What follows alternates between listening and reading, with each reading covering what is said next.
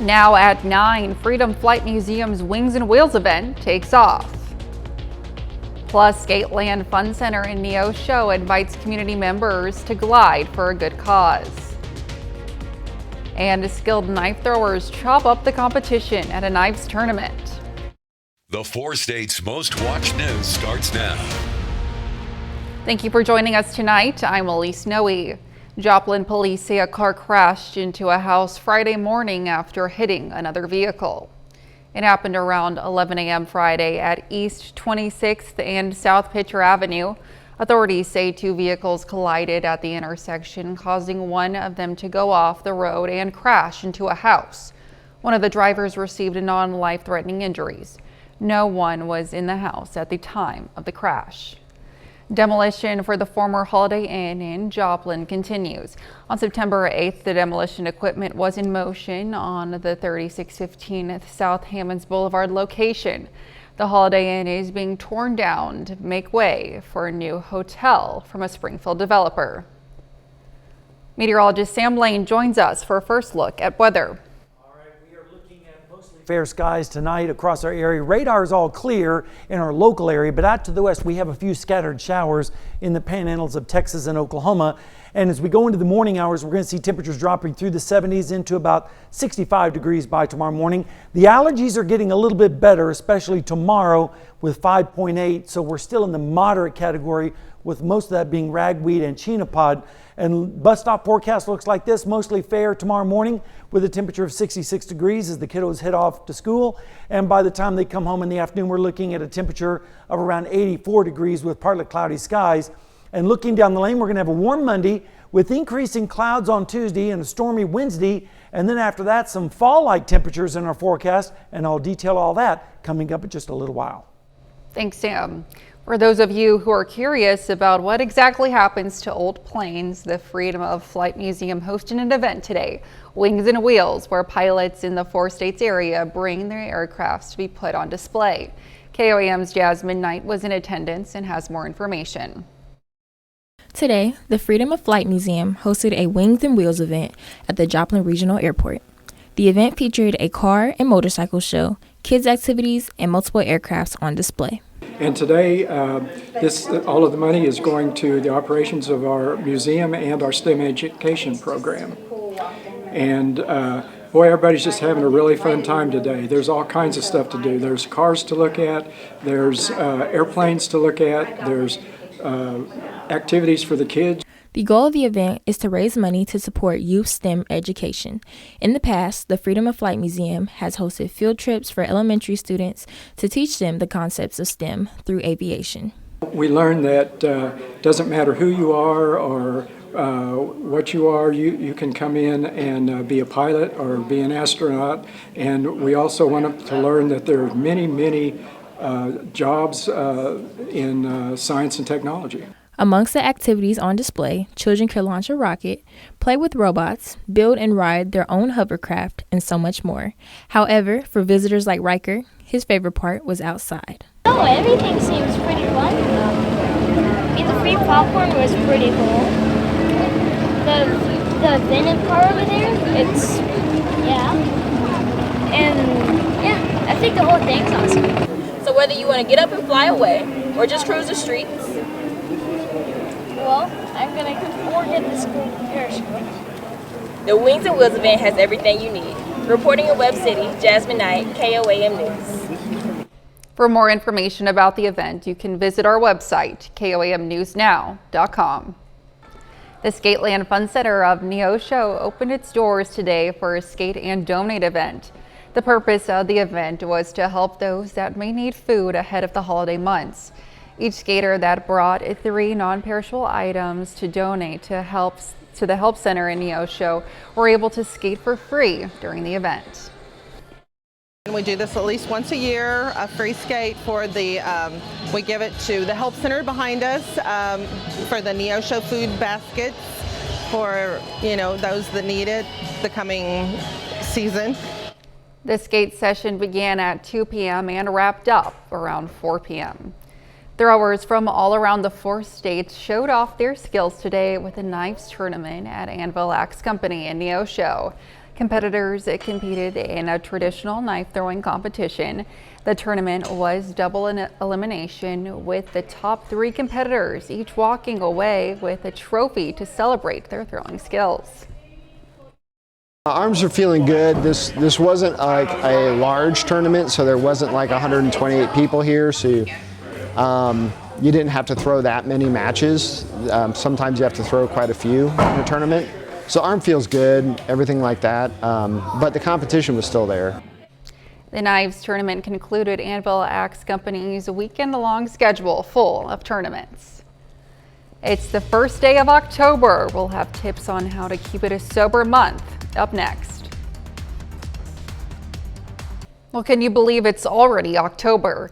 If you've been thinking about giving up alcohol or abstaining for a bit, you might want to try a new trend called Sober October. Experts say giving up alcohol, even for a short time, can help your health. Mandy Gaither has more on how to have a successful Sober October. In many settings, it's become a social norm, but alcohol misuse isn't good for your health, and giving up drinking, even for a short time, could help you feel better. Better sleep, reduce stress and anxiety levels, and it also can reduce the risk of certain chronic illnesses. If you're planning a Sober October, don't do it alone. Surround yourself with supportive family and friends, says registered dietitian Maria Meza Martinez with Orlando Health. Just to make sure that you have not only accountability, but also support system. It might be a big change for some. If you're giving up alcohol, Martinez says not to overdo it. Don't try a new diet trend at the same time or the latest exercise challenge. We just do it one thing at a time, so don't overwhelm yourself. If you're a social drinker missing out on a cocktail, try a mocktail instead. We have everything that a regular cocktail would have except the alcohol. You can also set yourself up for success by focusing on what you're adding to your life rather than what's being taken away. If they see that their health is improving, then they can continue this journey past the Sober October. Martinez says alcohol also affects gut health, and giving up drinking can help your gut heal. To help with that, she also suggests consuming probiotics and prebiotics along with eating a balanced diet, moving more, and working to manage stress. More than 75,000 healthcare workers could walk off the job in what would be the largest healthcare strike in U.S. history. Unionized healthcare workers, including nurses and EMTs, are negotiating new contracts with Kaiser Permanente. Their original contract ended last night. If a deal is not reached, the bargaining phase would continue. The earliest a strike could begin would be Wednesday. Affected facilities are in 5 states: California, Colorado, Oregon, Washington, Virginia, as well as Washington, D.C. Unionized staff are asking for increased pay, job protections, and solutions to fix labor shortages. Kaiser Permanente representatives say talks are showing progress, but a plan is in place if a strike does happen. A federal judge will not block Medicare from negotiating drug prices. The ruling against the U.S. Chamber of Commerce came down Friday. The chamber filed a lawsuit in June arguing that allowing Medicare to negotiate drug prices is unconstitutional. It also asked for a preliminary injunction, which was aimed to block the price talks before October 1st, today. That is when the manufacturers of the first 10 drugs selected for negotiations have to agree to participate in the program.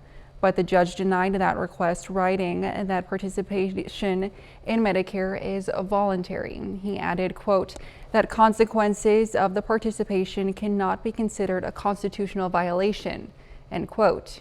However, the judge also denied the government's motion to dismiss the case. Meteorologist Sam Lane is next with a complete look at the forecast. And later, we'll take a look at what's causing the housing market to cool down.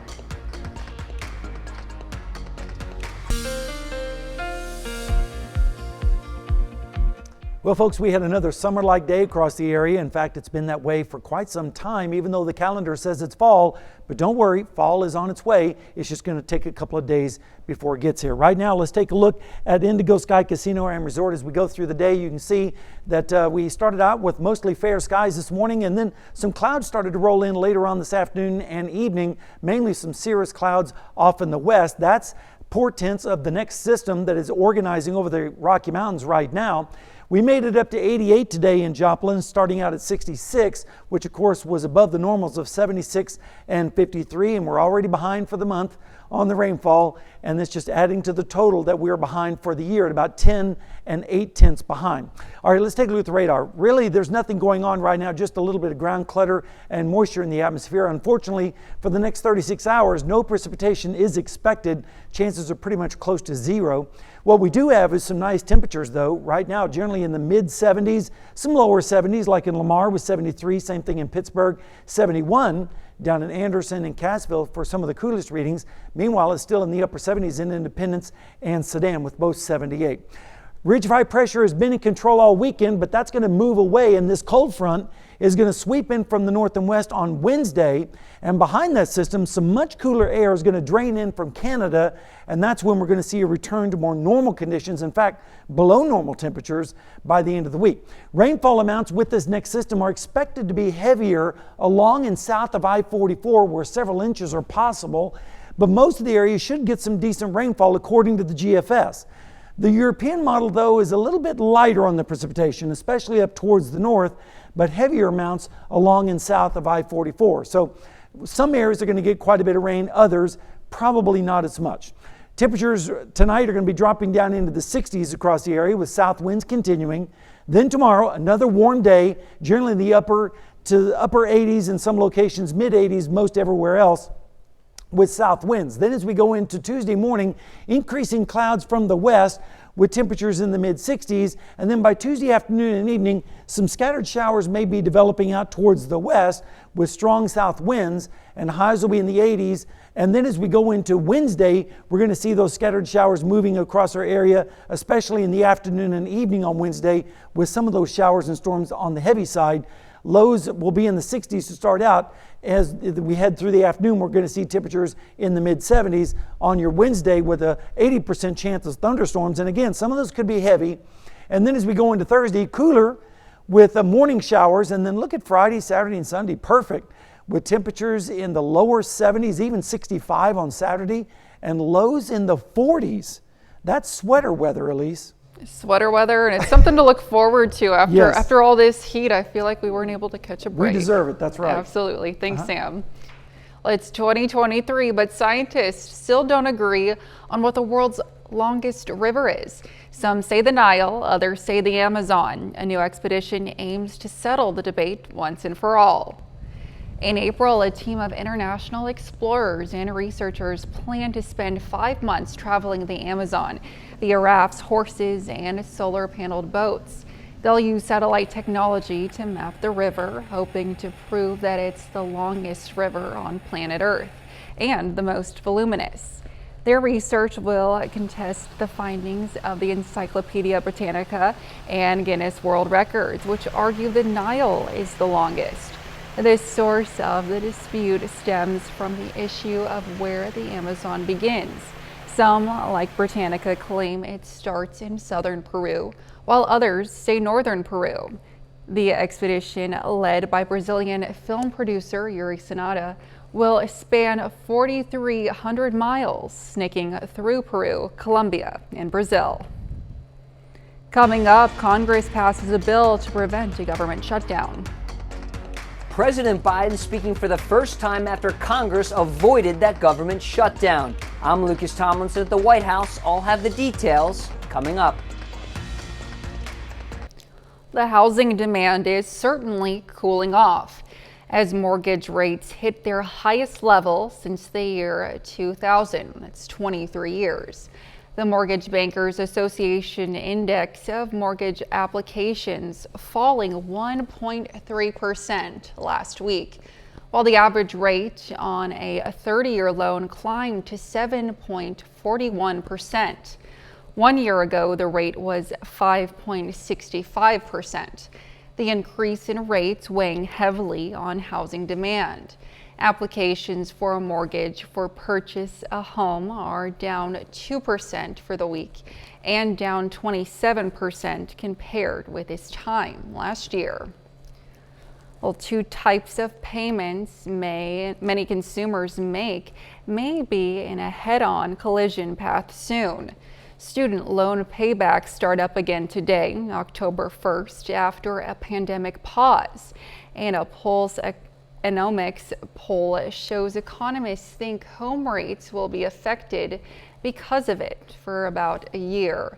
More than 75% say effects on homeownership will last a year, and around 40% say it may last for at least 3 years. Federal Reserve data shows average monthly student loan payments will range from $200 to $300. Sellers with current low home loan rates also don't want to sell, making availability worse, and are driving new home payments higher. The race to control the future of artificial intelligence is heating up, and ChatGPT is unveiling some big changes to try and stay ahead of the competition. Anna Stewart has the details. It has been a big week for ChatGPT announcements. First, it grew eyes and ears with new voice features announced, so soon you will be able to chat to ChatGPT, much like Apple's Siri or Amazon's Alexa, plus an ability for the GPT bot to respond to images. Now, on Thursday, the company announced that ChatGPT will also be more up to date. Until now, the AI bot has used information that it's gleaned from the internet, but only up to September 2021. It has been blissfully unaware of anything that's happened since. But now, OpenAI say subscribers of the ChatGPT Plus and Enterprise models will have an option to browse the internet using Microsoft's Bing search engine. And eventually, this will be expanded to all users. In the announcement on X, OpenAI said they'd learned some lessons from a previous effort, saying, since the original launch of browsing in May, we received useful feedback. Updates include following robots.txt and identifying user agents so sites can control how ChatGPT interacts with them. It's an attempt to appease concerns about copyright.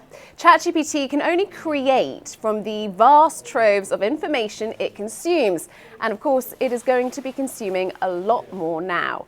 Some websites already use code to prevent AI bots from scraping their information, including news outlets like the New York Times, ESPN, and CNN. Who's at the top of this week's box office? We'll take a look up next. The weekend box office battle was between a notorious killer and some animated puppies, but who came out on top? David Daniel has early estimates for the top 5 films in theaters. He becomes the devil's side. The Blind opened in 5th place on ticket sales of $4.1 million. The Nun 2 fell from 1st to 4th, scaring up $4.7 million.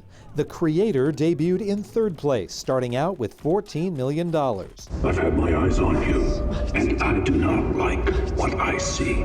Saw X opened in 2nd place, collecting $18 million, more than the 10th film in the franchise cost to make, but not nearly enough to win the weekend. Look at your paws! Whoa! It's some kind of fireball. Paw Patrol: The Mighty Movie was the top dog, debuting with $23 million, as small children and their parents filled movie theaters for the animated adventure. In Hollywood, I'm David Daniel. 30 more minutes of news, weather, and sports coming your way. Coming up, President Biden speaks after Congress avoids a government shutdown. The family of former President Jimmy Carter gathered to mark his 99th birthday today in Plains, Georgia. 7 months ago, the former chief executive began hospice care as his longtime home. Last week, he made a public appearance at the Plains Peanut Festival with former First Lady Rosalynn Carter. They were seen riding through the festival in a car. President Carter's grandson, former Georgia State Senator Jason Carter, posing for a photo along with the others celebrating the big day today. President Biden also sent his predecessor a video message wishing him well on his birthday. The White House also honoring former President Jimmy Carter's 99th birthday with a special installation that reads "Happy Birthday, President Carter" on the North Lawn. The display also showcasing 39 candles, which symbolizes a nod to him being the 39th president, according to the White House press office. Meteorologist Sam Lane joins us for another look at the forecast. All right, thank you very much. It's a beautiful day across the 4 states. Lots of sunshine and warm temperatures. Right now we just have a little bit of ground clutter on radar, but there are some storms out to the west in the panhandles of Texas and Oklahoma, but those aren't going to be affecting us. Instead, we're going to be mostly fair tonight with temperatures dropping down through the 60s to about 65 degrees by tomorrow morning. The allergies are going to improve just a little bit tomorrow, most of that being ragweed and chenopod, 5.8 on the scale, so that's still moderate. Bus stop forecast looking pretty good as well. 66 tomorrow as they head off to school. Then tomorrow when they come home, we're looking at a temperature of around 84 degrees with partly cloudy skies. And looking down the lane, we're going to have a pretty warm Monday, increasing clouds for your Tuesday, and then rain and thunderstorms roll in on Wednesday.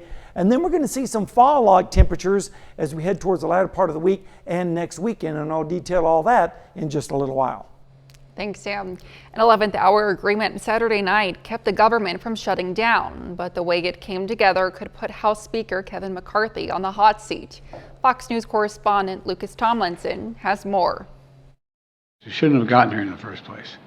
It's time to end governing by crisis. President Biden weighing in Sunday on the last-minute spending deal reached by Congress, blaming hardliners in the GOP for pushing the government to the brink of a shutdown. Extreme MAGA Republicans voting for deep, drastic spending cuts from 30 to 80%. That would have been devastating for millions of Americans. The bill passed Saturday is a 45-day continuing resolution. That means federal spending stays at current levels for the next 6 weeks. And we may be back in the same boat a month and a half from now.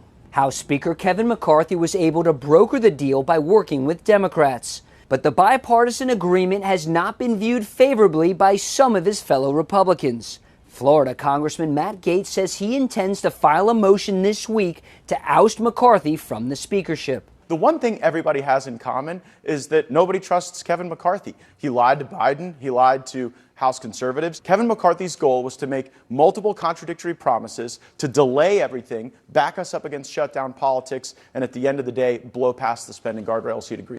And even Gaetz drawing some support from the other side of the aisle. Would I cast that vote? Absolutely.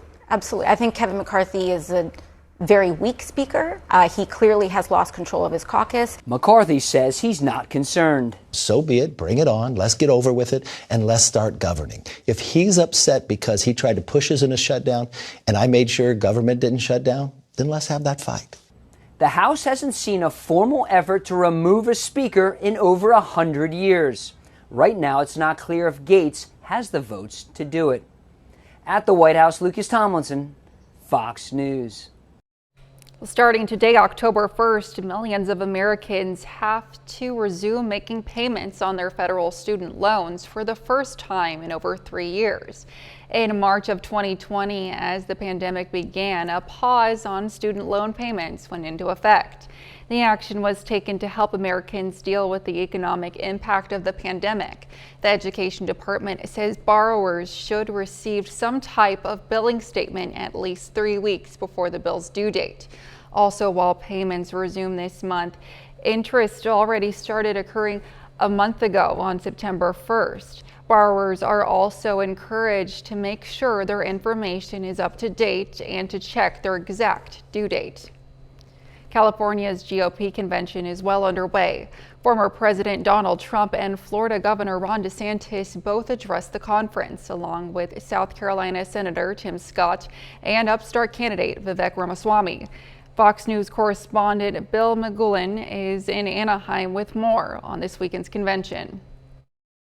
169 delegates up for grabs here in California on Super Tuesday. It's a big-time prize, and these candidates want in on it, several of them speaking here. Vivek Ramaswamy just a short time ago, though he did not address California. Take a listen.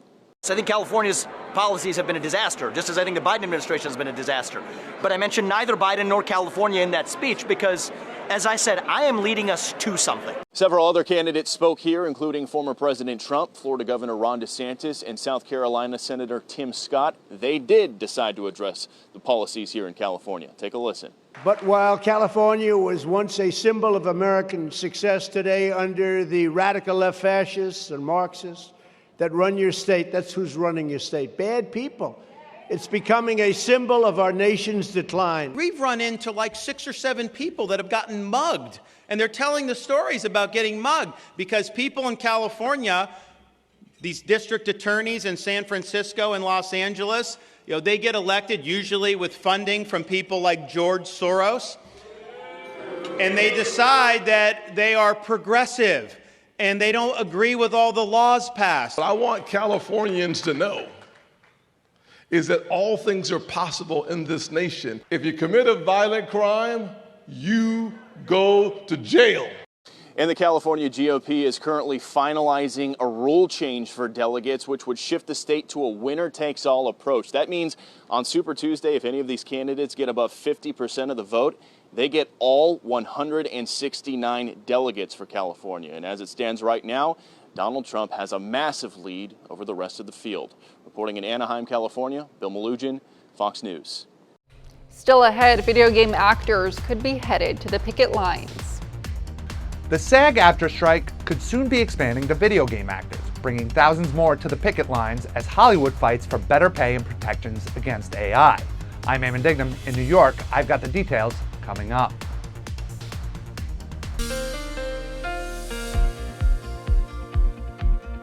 Well, friends, we have started off October on a summer note instead of fall, but don't worry, fall is going to be arriving later on this week, and that's some pretty good news. Right now outside, it's looking pretty nice. A mild evening at Indigo Sky Casino and Resort just outside of Seneca, Missouri. A beautiful day this afternoon across the area. We made it up to 88 after starting out at 66. Of course, that was above the normals of 76 and 53 this time of year, and not too far away from the record of 94 back in 1953, and we're way behind on the rainfall, of course. Right now is all clear. Nothing really going on in our local area. We have to go all the way up to western Texas and Oklahoma before we pick up anything on radar. Rain chances are going to be pretty close to zero for the next 36 hours. Instead, we're going to have mild temperatures tonight with generally readings right now in the mid-70s up to the north in Fort Scott with 75. Same thing in Stockton. Meanwhile, it's 70 even for our friends down in Anderson. Pick out your hometown with light southeasterly winds. Ridge of high pressure has been in control for several days now, and that's what's been keeping the summer-like weather going. But we do have a big storm system on the west coast. Now entering Southern California, that is going to be pulling out into the plains. As it does, we're going to see a cold front slide through here about Wednesday. And then once that system moves by, we're going to have some colder air dropping in from the north and west from Canada. And then that's when we're going to see temperatures in the 30s and 40s in our area.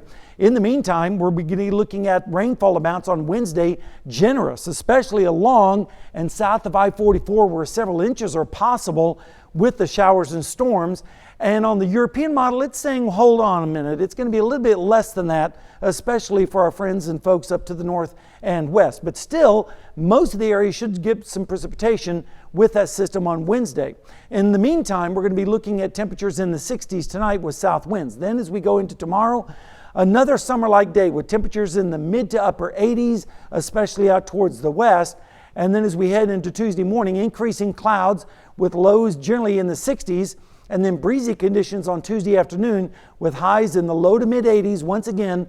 And then we're going to see the clouds really increase Tuesday night into Wednesday with scattered showers and storms developing by Wednesday morning with lows generally around 70. Over the next 7 days, here comes the rain, especially on Wednesday with a high of 75, 80% chance of storms.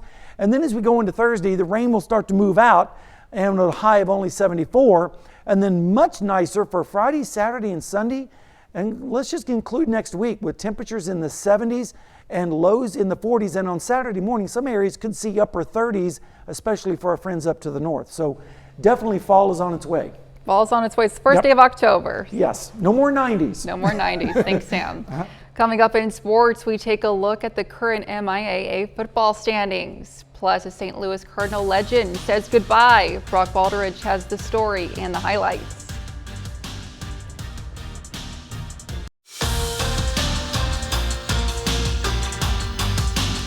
Well, we are through the first 5 weeks of the MIAA college football season. Both Missouri Southern and Pittsburgh State are among the top 5 teams in the conference standings. Let's take a look at those standings. These are your top 5 teams. Pittsburgh State now all alone in first place, as the Gorillas are officially the only remaining undefeated team in the MIAA. In second place are the Central Missouri Mules. In third place, the Emporia State Hornets, who were undefeated until they lost their game on Saturday to Missouri Western. So now Pitt State fans, mark those calendars, because the Gorillas will host Emporia State this Saturday at Carney Smith Stadium. As far as the rest of the standings go, Missouri Western at 4th place, and Missouri Southern, despite losing to Central Oklahoma, they're still alone in 5th place. While the Kansas City Chiefs are on the road for the second time this season, they are in the Big Apple for Sunday Night Football against the New York Jets. And unfortunately, due to the NFL league policy, we're unable to show you any highlights, but however, we can show you an updated score. At the moment, the Chiefs and Jets are currently tied 20-20. Elsewhere in the NFL, earlier on Sunday, it's the Raiders versus the Chargers for an AFC West matchup. First quarter, Justin Herbert is going to run with it. 12 yards out, he scores a touchdown. Chargers lead 7-0. Later in the first, Raiders second and goal here. The little tush-push play. Rookie quarterback Aiden McConnell scores his first NFL touchdown. 7-7 game. Let's fast forward to the fourth quarter now. Chargers lead 24-17 with under 3 minutes to go. 4th and 10. Got to have it here. Devontae Adams makes the catch to move the chains. First down, Las Vegas. Very next play, McConnell makes a rookie mistake. It's intercepted by Asante Samuel. Game's not over yet. Chargers still need first down to close it out. So 3rd and 10 now. Herbert is going to connect here with Josh Palmer down the sideline. And that will do it. Chargers survive as they beat the Las Vegas Raiders 24-17. Well, Sunday is the final day of Major League Baseball in the regular season. No, the Kansas City Royals and the St. Louis Cardinals are not going to be in the postseason this year, but there's always rejoice when you play game number 162. Cardinals versus the Cincinnati Reds. Adam Wainwright, what a career he has had, enjoying his final moments in Busch Stadium in his 18-year MLB career right before his retirement. So on to the game now. St. Louis trails 2-1 in the 3rd inning. Jordan Walker is going to drive this ball into the gap. Run will come in to score. That will tie the game. RBI double for Walker. It's now 2-2. Next batter, Lucan Baker hits one and rolls all the way up to the wall. Jordan Walker will score. Redbirds lead 3-2. And later in the inning, Jose Fermin at the plate. He goes up the middle for an RBI into center field. That'll be a single. 4 runs is all the Cardinals needed. St. Louis wins the final game of the year over Cincinnati 4-3. Over to Kauffman Stadium now in Kansas City. Royals hosting the Yankees. Second inning, no score. MJ Melendez, deep left field, and there it goes. See ya. Solo home run. Royals lead 1-0. Later in the inning, Nick Prado at the plate. Will be an RBI single. A run will come in to score. The Royals now lead it 2-0. So in the bottom of the 4th inning, Edward Olivares will come up to the plate. And folks, we have liftoff. He hits this deep into the Sonic Slam seats. Solo home run. The boys in blue are off to a 3-0 lead now. 2 batters later, Dairon Blanco. He will hit it high, hit it deep, and it is gone. The Royals win over the Bronx Bombers 5-2. Also in that Royals game, Zach Greinke might have played his final game in that one, so great career to both Adam Wainwright and Zach Greinke. Absolutely. Well, baseball season's over, but we got to keep an eye on this Chiefs game. Yeah, we do. You know, they got to hold on here, but we'll see if they can pull it out. Absolutely. Thanks, Brock. We'll be right back.